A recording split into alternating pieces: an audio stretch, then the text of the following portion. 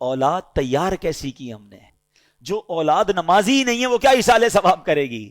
جو اولاد قرآن پڑھنا ہی نہیں جانتی وہ کیا ایصال ثواب کرے گی؟ جس اولاد کو نیکی کرنے کا شوق ہی نہیں ہے وہ آپ کو کیسے ایصال ثواب کرے گی؟ اگر باپ بھی نمازی تھا، بیٹا بھی نمازی تھا، بیٹی بھی نمازی تھی، گھر میں قرآن خوانی ہوتی تھی، رمضان کے روزے رکھے جاتے تھے، شب برات اور شب جناب قدر وغیرہ بڑی راتوں میں عبادتوں کا سلسلہ تھا، تو جب باپ مر بھی جائے گا اولاد کو یاد آئے گا آج بڑی رات ہے، عبادت کی رات ہے، چلو والد کی قبر پر چلتے ہیں، چلو اسے کچھ ایصال ثواب کرتے ہیں، آج جمعرات کی رات ہے ابو کو یاد کرتے ہیں۔ ہم نے اولاد کیسی تیار کی ہے؟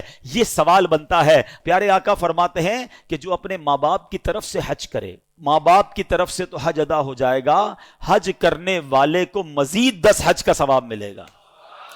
یعنی ہمارا بھی لاٹری ہے نا، ماں باپ کو تو ثواب ملے گا ہی ملے گا، ملٹی پلائی بائی ہو کر 10 ہمیں بھی ملے گا۔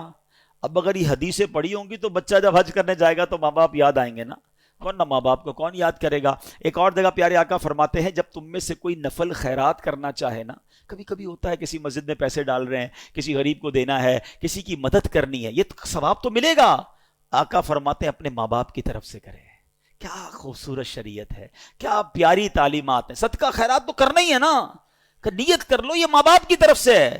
نبی پاک فرماتے ہیں اس کا ثواب انہیں ملے گا اور خیرات کرنے والے کے ثواب میں بھی کوئی کمی نہیں آئے گی، تمہیں بھی ثواب ملے گا، ماں باپ کو بھی مل جائے گا۔ سچ بتاؤ جب ماں باپ کو کوئی بیٹا روز ثواب پہنچاتا ہوگا ان کی روح کتنی قبر میں خوش ہوتی ہوگی۔ بیٹے نے ظہر پڑھی ہے تو دعا کی ہے، عصر پڑھی ہے تو دعا کی ہے، تھوڑے پیسے خرچ کی ہیں تو ثواب پہنچایا ہے، جمعہ ہوا ہے تو قبر پر آ کر یاسین سنا کر گیا ہے، عمرے پر گیا ہے تو میرے نام کا عمرہ کیا ہے، حج پر گیا ہے تو مجھے نہیں بھولا، مزار پر گیا ہے تو مجھے یاد کیا ہے، کسی غریب کی مدد کی ہے تو مجھے یاد کیا ہے، میرے مرحوم میرے مرنے کے بعد میرے رشتہ داروں کا بھلا کر رہا ہے۔ یہ وہ کام ہیں جو کر کے ہم اپنے مرحوم والدین کی روح کو خوش کر سکتے ہیں۔